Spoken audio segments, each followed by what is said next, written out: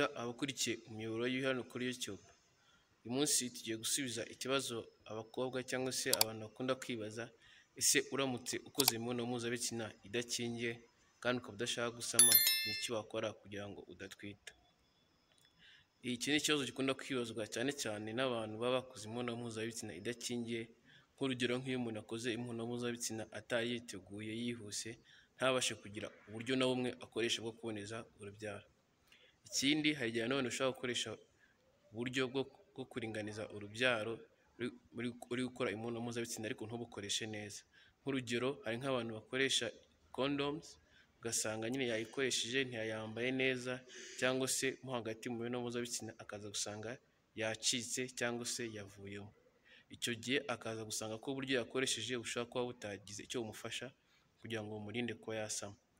Rero muri iki kiganiro cyacu tugiye kurebera hamwe, biramutse bigenze gutyo cyangwa se biramutse ukoze imibonano mpuzabitsina idakingiye cyangwa se yaba ikingiye ariko ukaba wawukoresheje nawe wumva nta cyizere ufite cy'uko ubwo buryo wawukoresheje neza, ni gute uri umukobwa wabigenza ngo ntubashe gusama mu gihe utabishaka. Hari uburyo bubiri bukoreshwa iyo umugore yakoresheje imibonano mpuzabitsina idakingiye adashaka gusama, ubwo twita emergency contraception.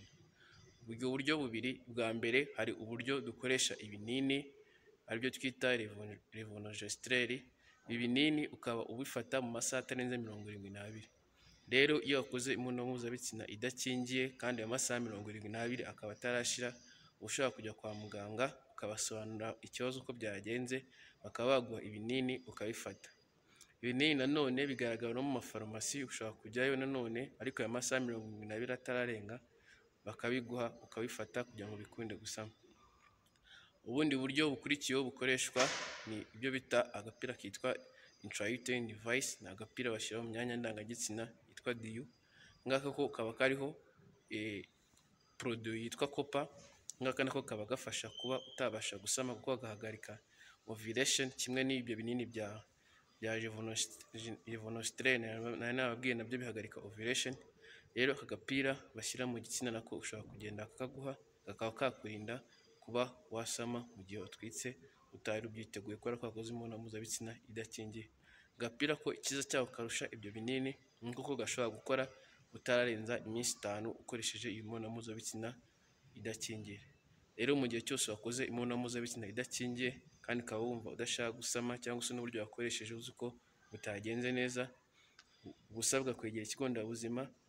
Waba ukeneye ibinini ukagenda mbere y'amasaha 72 bakaguha ibyo binini bya levonorgestrel, cyangwa ukagenda kuri farumasi ibyo binini bya levonorgestrel ukabibona. Waba ukeneye agapira amasaha 72 wenda yarenza ukiri muri range y'iminota 5, ushaka kujya ku bitaro nabo bakagushyiramo ka gapira ko mu myanya ndangagitsina ka intrauterine device, nako bakagushyiramo kugira ngo kabe kakubasha kurinda gusama. Rero wikumva ko byacitse mu gihe wakoze imibonano mpuzabitsina idakingiye, hari uburyo bwinshi cyane hakiri kare bwo kubikora mu minsi ya mbere kugira ngo uhagarike kuba wabasha gutwita. Abakoze gukurikirana umuyoboro hano kuri YouTube, mbashimira cyane kandi mukomeza gukora like and subscribe. Bari kumwe na Ufite n'Amajari Aristide, aho utaha.